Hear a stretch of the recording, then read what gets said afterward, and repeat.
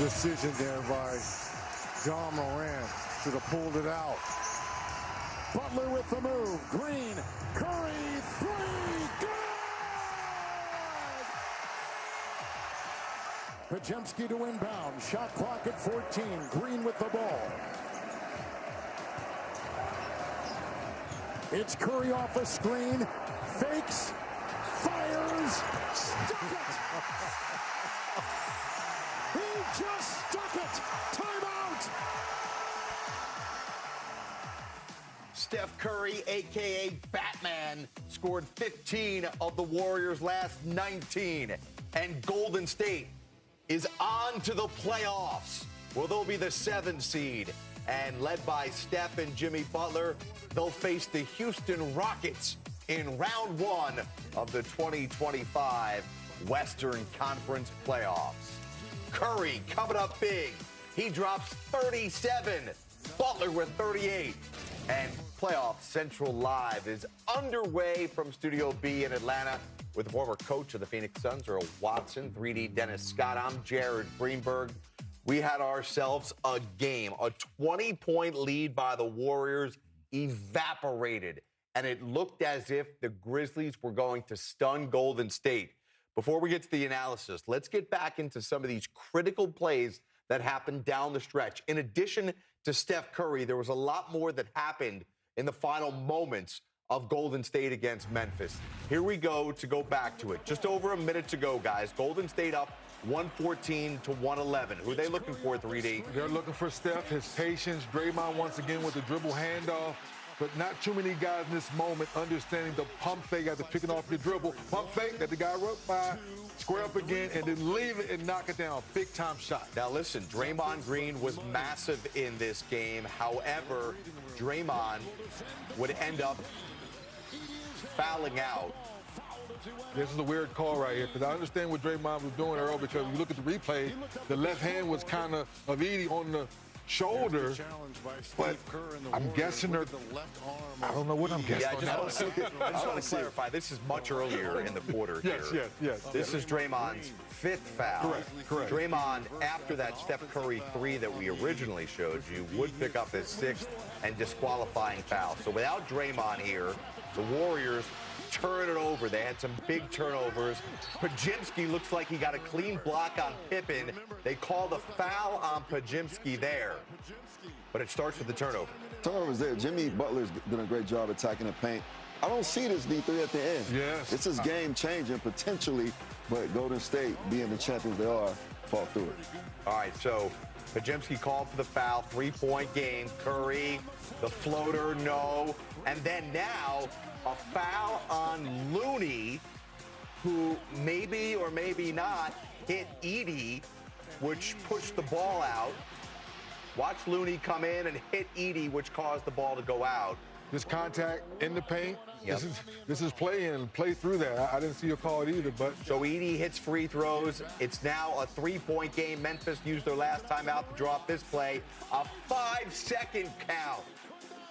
To me, that's unacceptable, Earl. The first seed is very different from the second and third seed in the NBA. You have to be ready. Golden State seen these opportunities many a times. They knew what to do. Play on the outside, push them to take a 2.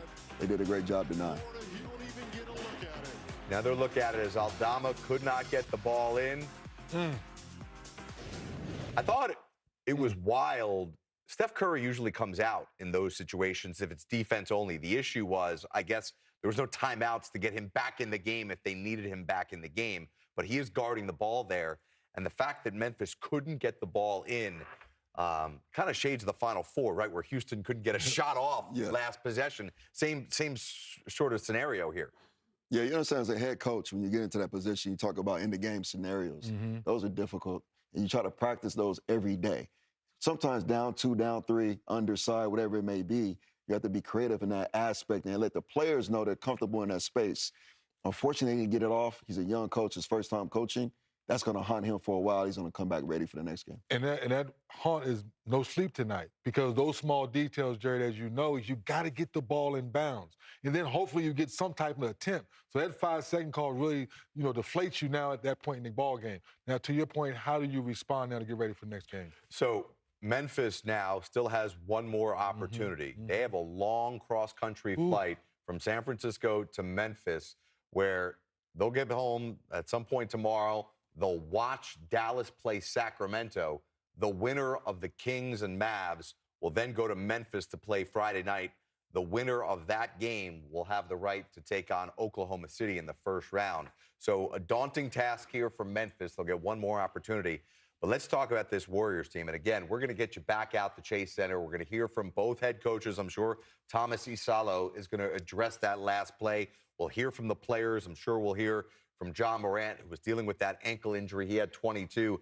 But the two guys I think we want to hear from most are Jimmy Butler and Stephen Curry, 38 and 37 respectively. Yeah, I know Jimmy's giving Steph a lot of love, rightfully so, but he was Batman most of the game, holding the fort down while Steph was off the court, getting to the free throw line again 18 times, 3 steals. So playoff Jimmy showed up in this playing game. And this is the part where, Earl, I don't know about you, a lot of people say, wait a minute, I don't know if Jimmy fits because we were caught up in the antics. But now he's reminding everybody his basketball play, his IQ, how to fit in organized chaos with the Warriors. He set the tone for the Warriors tonight. When the rest of the NBA went conceptual basketball, Golden State stayed purposeful. They knew who to get the ball to at the perfect timing. They started in the set. They get conception, their DHOs and their pin downs, but they end back with Steph having the ball. And Jimmy gives them a different dynamic. He can get to the free throw line, 18 free throws in this game. But Steph got there 13 times. So they control the pace, they control the purpose, they control the actions. And we know Jimmy is the best player in the NBA playing off 2 feet. No, you're right. And you hit around the head like, this is patience. You talk about earlier, young guys would have taken that 3 right away, not wait for the action to go through, and you still have a wide open shot. Defensively, now he knows how to get off the ball because he knows the ball's going to come back to him. More patience, showing he can be a facilitator. So you look at the stat sheet, he takes 20 shots, Steph takes 22 shots. Next person is Gary Payton II with 10. Because patience, knowing my matchups, attacking the paint. Memphis is a pretty good defensive team, but I'm willing to share and post all season long, Jared. You know this. He's been making some jump shots from the 5 position. So now the question is, how do you keep doing that? Great spacing, great ball movement. Don't force the shot. Take your time. Either you're not big enough. Should I say you're too big to move your feet, and now I'm getting all the way to the paint. Yes, Jimmy, I agree with you. Steph, Batman, but tonight you showed on both ends of the floor cookies. These are small things that they were missing before they got him, Jared. Because the Wiggins and the rest of those guys weren't doing things like this. Well, it was the consistent second option. And even when Jimmy Butler was there offensively, he was being selfless, right? Yes. He was deferring, making sure Steph was the first option, which he should be. But you're going to need games, especially once you get into a 7-game series and you've got time to prepare for Steph and throw different bodies at him game after game. You need somebody who's going to be aggressive. And while we were watching this game, you kept on saying, Jimmy needs to be aggressive here. He needs to be aggressive here, and he was. Yeah, he's finding his comfortability down a stretch to become aggressive. But I'm still kind of old school. I still believe you have to play out of the mid-post, but be gravity and attack and touch the paint. So Jimmy is a gravity player. He'll be in that mid-post. He'll attack the paint. The weak side will create gravity. He'll find the kickouts. And that's how he kind of structure his game as far as he's a combo. Yeah. He's a combo player. He plays in so many different spaces, and he impacts beyond just his ability to score. That's how guys like post, Jared, when we showed that highlight. Now that's an uncontested 3 by your big guy who's stretching the defense to coach's point. So now you don't have additional post-up guy in that offense. It's all cuts and movement. And when Jimmy's cutting, now that's the old school paint being shrunk, and now you're kicking out to your shooters.